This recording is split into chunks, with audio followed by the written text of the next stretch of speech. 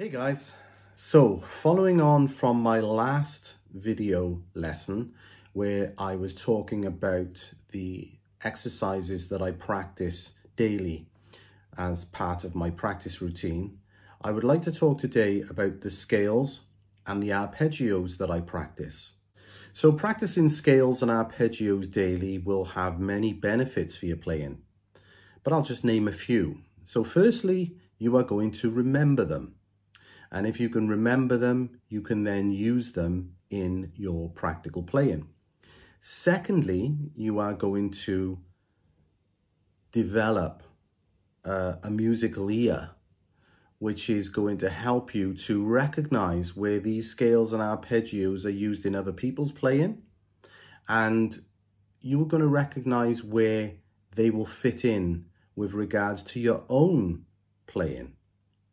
And of course, thirdly, again, you are going to get much needed exercise with regards to your fretting hand and your picking hand.